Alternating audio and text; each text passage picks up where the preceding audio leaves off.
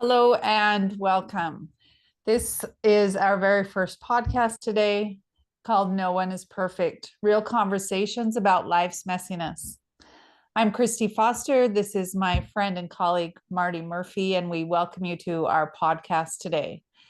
We collaborated with our years of experience, which we will go over about offering a gift to you with the different things that we've learned and resources that we have to share our own messiness and hopefully aid and help you in accepting and working through that together. I believe community is really one of the only ways to heal and to work through, so you know you're not alone. And that really is why we started the podcast, as something fun to do, because that's also a piece, and creative. And I respect you, Marti, so much. So I'm really excited to work with you and share some fun stories and ideas and modalities with people that hopefully they can use as a resource for them in their lives.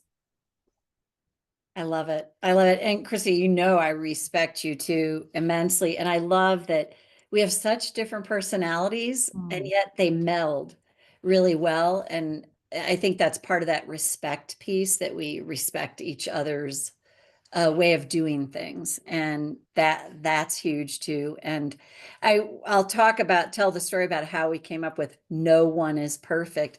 You and I were having this conversation about all kinds of stuff. And I was talking about my sister Mary, who is 9 years older than me. And long story short, she was born normal, but ended up having a very rare disease called tubular sclerosis and had to have a surgery because they found a tumor in her head as big as a man's fist. And when my mom was pregnant with me, they were faced with this decision and about they had to operate. And they did. And as a result of that, and even without the operation, the tumor, she became what back then we called mentally retarded. And let me tell you, she was a sage. She was such a earth angel and a gift to our family. And I remember one time she walked in, my parents were having an argument, and she's like, love one another. And it would always shock my parents, like into a different state. And then when things would go awry, or any of us would make mistakes, or she would make a mistake, she's like, no one is perfect. Nobody's perfect. And so you and I were talking, and you're like, that's the title. So we looked up Nobody's Perfect. That was taken, but No One is Perfect wasn't. And then you amazingly came up with the tagline of Real Conversations about Life's Messiness, which is something you and I are really big about promoting, because I know in the personal development world, we can see all these, what I think is the egos running the show at times, and it doesn't allow people to understand you're going to evolve over time. And life's messiness is real for us. And Yeah. we're spiritual beings. Having a human experience is so true. And I really see, like you said, it's community as a way we heal, and to have people that are doing things to help people, but also share their own personal struggles and challenges and how to overcome that has been so immensely helpful in my life. Yeah. And it's so wonderful to have mentors and people who, for me, it's so helpful to have someone like you, Marti, that is comfortable in the uncomfortable. And that's what I do well in my work life. In my personal life, that brings a whole different realm, right? It's easy to separate the two, but um, what I do love about you is that I know I can share something with you, and you're an EFT practitioner, which I'll let you explain more, that it's, I can be messy in that piece and know that, oh, that's normal. And I can continue to move through it and then live my life, but to not think that it needs to be a certain way, because messy doesn't have straight lines. Oh, right. Like color outside lines. That makes me Yeah. think of my sister too. Like my sister would have these coloring books, they all have the lines and everything. she was always coloring outside the lines. Like that's what she did. And I remember like I was trained growing up in Catholic school, oh, you color inside the lines in more ways than one. And yet here's my sister who's this incredible sage and earth angel. And she's drawn at like coloring and doesn't care about the lines. And it's that was so helpful. And even and I'll talk a bit about the EFT. I got certified in EFT, emotional freedom techniques, more commonly known now as tapping. And I got into it because I was tired of my own messiness. And I was like, if there's something that can truly finally help me change my life, then send it my way. It was literally an offering up to spirit. And within 2 weeks, tapping showed up and I just started doing it. And I'm like, whoa, I had no intention at the time of helping others. It was really my own journey. But then after I started to see the changes in me, I'm like, I'd love to help other people. So that was huge. Yeah. And I think, Marty, with that, and when you and I met, and we met in 2014 at a psychosomatic 3-day weekend. And what I realized for me, and I had done, well, I don't know how my math, probably 15 years in practice of my own doing cranial sacral therapy and body work and energy work. And when I got to that class, talk about messy, Right? because what I had thought was in place and I was doing great. And then I was aware once I looked at my, understood the somatic parts of my body and my face and what that meant. I thought, oh, I'm a mess. And I remember that part, looking back, of perception is everything, right? The things are together and then they get messy when something new is introduced. And yet that for me was a foundational piece that I could work towards. And when I met you and understood more about tapping, that brought in a whole different piece of, there's so many different ways to begin to mend. I think of it, stitching the pieces together to mend those parts of messy, and understanding that there is a how. And sometimes those pieces will change. And part of this podcast for you and I feel like, is different ways that we've mended Yes. parts of ourselves that we might have judged or thought were bad, or thought whatever the judgment was, and mending new threads into that, and new ways of changing or switching that loop in our brains to something different, to where we can work from that today. Yeah. Oh, it's huge. And it's so funny. I have to share this because I have all this thing going in my throat. And I thought, oh, here it is. How perfect for this podcast. Like this is happening. And it's like, Yeah. oh, what an interesting time for that to start happening. So I Mm. have to take some more sips of water. And part of the podcast that people are going to love is this very piece, Marty, of when the body gets charged, or when there's sometimes memories that come up, what happens, it will show up in different areas of the body. Yeah. And the clearing of the throat, the challenge sometimes of when the voice changes, is a piece of energetics of the body.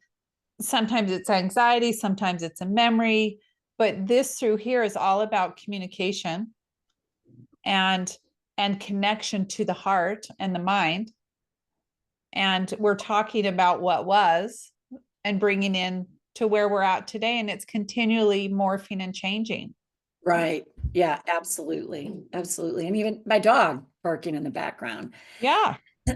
Yeah, there's just so much, and that's so true. And I love the idea of it morphing and changing. And I always, I've said this, Christy, I like when I work with clients, I do offer personal examples when it feels appropriate, because I feel like it can help them understand, like, I'm on a journey here as much as you. Like I know a lot about tapping and I know how to work with people, and it feels like it just comes so naturally to me. And yet I want people to know that I am a work in progress. I'm not perfect. And I think that's why we really wanted to bring this together, is like life can be very messy. And the other thing that I like about sharing those truths is it's so much less pressure. Like Yeah. I do not want the pressure about like I've got to totally show that I've got it all together. I don't. And do I have I worked hard at certain things and improved tremendously? Absolutely. And there are other things Mhm. that I'm like, oh, that's still needs a lot of work. And that's I just feel like to create that safe space. And I wanted to share this. I realized last week my love language. Mm. I'm going to be 63 in June. My love language is authenticity and ownership. Oh. Yeah, right? Like that's my love language is because it's like I notice how it warms my heart when people are authentic and they own stuff. I see Mhm. that like I would tell you the times I told my husband this actually this morning. The times I find him the most endearing is when he is super authentic about like his flaws, his foibles. Like as an example, years ago, he's like, you know me, Mart, I'm in the thing and I'm like pounding my chest and trying to tell everybody how great I am. And it's like not working. And I love that in those Yeah. moments, like that draws me into someone.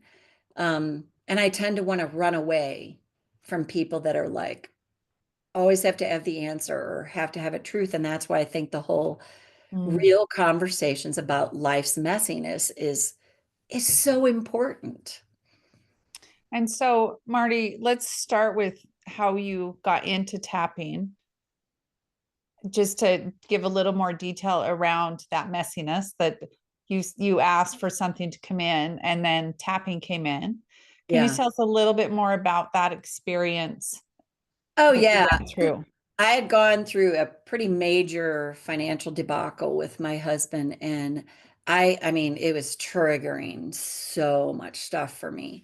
And I spent a year not sleeping through the night. And I'm not Mm. kidding when I say a year. I would fall asleep, but I would wake up and like that. And what I realized is I was trying to think positive for the better part of a year. I couldn't do it. And now being in the EFT tapping world, I understand the brain can't do that. Like neuroscientists would tell you, the brain cannot go from the pit of despair to like, oh, it's all light and love. It cannot do that. It's got to incrementally move up. And when all of a sudden, what happened is I was looking in the mirror one day, my entire body was covered in a rash, other than my face and my hands and my feet. And it was a very non-judgmental thought. I looked in the mirror and I had this thought, Marty, you're killing yourself with your thoughts. And I was literally like killing myself trying to think positive. And it was a relief to actually say that out loud. So then I went to just, Marty, just try and find one tiny speck of something to feel okay about. Like, oh, the clerk smiled at me. That person let me in traffic. And I noticed about 3 months in, and it makes sense with the neuroscience, all of a sudden, I'm just going to say it this way, I started to feel less bad. Not Mm. good, not great, not even in the vicinity yet, but I just noticed the heaviness and the darkness started to feel less so. And then it was New Year's Eve, 2010. And I put it out there. If something can truly finally help me change my life, then send it my way. If not, I just want peace with this colossally mediocre life that I'm living in. Then I listened to this summit, first summit I ever listened to. And I heard a woman on there who ended up becoming my mentor and tapping. And I just started tapping and I just started doing it. And then I noticed these incremental shifts. And then my husband said to me, I don't know what you're doing, but there's something very different about you. And then Mm. I, decided after about a year, like, I think I want to help people with this. And so, tapping, melds modern day psychology with acupuncture, and there's all kinds of science behind it now that's come out. And I always think it's funny when people think it's woo woo because I'm very spiritually pragmatic, and the science will tell you it just helps ease the brain, release the emotional charge that's attached to Mhm. traumas that we have that block us from moving forward. And then after doing that, Now you have space for, to me, what I believe is the higher self, the essential self to come through, that's more creative, that is always there, but it's just gotten covered over by the traumatic events in our life that have not allowed us to move forward. And the thing that I love about it is it helps us judge ourselves less. So true. So true. It um on a side note with that, it made me think of Marty. And I haven't thought of this for a long time. The first time that I moved from home when I was 18, doing work in college, and I had so much anxiety, which I didn't even know what that word meant. It wasn't part of the vocabulary, I don't think, at that time in my life. Right. And um I remember, because I do believe in uh I call it divine intervention, like sometimes, or synchronicities, whatever word you want to use. Yes. So one of my clients had said, Christy, you need to go see so and so. And I thought, okay, because I didn't have any insurance, I didn't have any money. And so Right. I saved the money to go see, his name was Jim Foster. And he has me in there. And I didn't know what I didn't know. And he puts me on the table, puts his hand on my belly, and I just started crying. Oh, And I think I cried for 3 days. mm, And I didn't understand what happened, but I was so intrigued that I actually started school. That's what I do today. I was so intrigued by, how did he know where to touch? How did he know how to uncover, like just what you were saying, those emotions that had been buried in me? And I had no idea how many rubber bands were tied around me so tight that that yeah. was creating anxiety, because there was no space, just like what you said. There was no space to even work through or understand. It was just survival. Yeah. And when that happened and I started school and started to understand, oh, space is really created when we take a pause and look at what the beliefs are about that, and what are the traumas that are held there, and how can we make space for what is present, so whatever that is can can move through it. And I Yeah. didn't say go away, and I didn't say fix. It's the allowing of the space to be witnessed and continue while we're alive with our breath to move through. And So that's what I'm excited about this podcast, because this isn't about fixing people that are broken, because I don't believe in that language. right. I don't either. Life happens. We all have experiences. And how can we move through it together with honor and respect, and a healthy way to hold our own boundaries, which we'll talk about in another podcast. And what is our system telling us? How can we respect and honor that and create more space in the messiness of it all? Oh, and I love that. And Christy, that's why I think the psychosomatics and the tapping just fit so well together. Because I had that same experience, like you talked about, he put his hand on your belly and you just started to cry. I started tapping, I was just crying constantly. Mm, And it's that unraveling of all the years of that stuff. I mean, I could still cry or bawl when I do yeah. sessions for myself, of course. And but in the beginning, it was like, whoa, it was like a Russian waterfall. It was just like Yeah. coming out. And I think also just finally, like I said, having that space and feeling safe to let it come out. Like I'm not, I remember thinking, I'm not afraid of my emotions anymore. Mm. They're just emotions. And That's so profound, yeah, not, because I think, Marty, and you've worked with enough people, I've worked with hundreds of people. That is one of the biggest fears. And yes, I think the strange paradox with that is the fear of, I don't want to feel that. I don't ah, want to go there. And whether you want to or not, it still exists. yes, And can we scoot into that safety piece of allowing an emotion and a breath in that? So yes, we get used to expression and feeling, so our nervous system can heal yes, or begin to heal. yeah. That is so huge too. And I tell clients because sometimes people are like, I don't want to feel this again. And I say, Mm. it's in you anyway. Yeah. It's rumbling around in there anyway. This is a way to bring it out so you don't have to feel this strength of emotion again. And that's why I always tell people you can have very strong emotions surface when you're tapping, but it's a very, very, very good thing.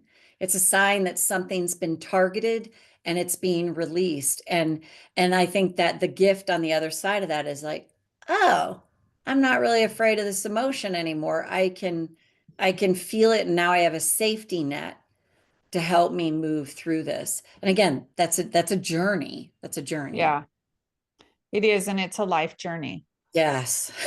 Yeah. And the more I think, the more for me, the more I can allow myself in that messiness, in the human part of my own thinking it needs to be perfect and it's okay if it's not. That Yeah. that really is the key piece to my healing journey. And the psychosomatics for me, which is what I will bring in the podcast piece, is how can we access where it's at and what does it have to say to us? Yes. Yeah. Because our body holds the memory and it is so, so intelligent. It knows how to move it Mm-hmm. if we can trust the process of it. And that's truly my intention with this podcast, is to create that container of safety that those of Yes. you listening can also do that. We're not the Yeah. guru in this. We're just sharing some of our experience. That's not my intention either. It's to share the experience so you can use it and become your own guru and your own Absolutely. person. I love that too, Chrissy. Years ago, a unity minister said about guru, G, you are you. I love, yes. Yeah, I love that too. It's like, yeah, I have zero interest in becoming somebody's guru. And again, that's Mhm. why I think that authenticity piece and it's just it's so huge. And I love that years ago I'd heard this about the body in neuroscience, the body is the subconscious mind. So Yeah. this is neuroscientists saying this, the body is holding for us all the unexpressed emotions. And that's why you go at it through the body, I go at it through the mind and emotions, and they ultimately have the same intention. Mhm. And that's why I think they click together so well, like a seatbelt, because you get to go from both sides of it. And Yeah. it's huge. And I mean, I've had stories after stories of people having physical ailments change. This is not making medical claims, but it's due to releasing the stress of the trauma that's stuck in the body and in the system. And there's a number, and I don't think any one path is right for anyone. People will find the path that resonates with them the Yeah. most. I so agree. And I think that's really important. I know for my life, and it's been a expensive, not only financially, but emotionally expensive path My God. of me, the continual search to have someone that says they can heal me or fix it. Right. And my intention with this, again, the podcast, is to know that your inner wisdom is your guide in Absolutely. everything. It is your guide, and tapping into your own intelligence. Yes. And we have, and as we move along, there's so many in AI intelligence all around us now.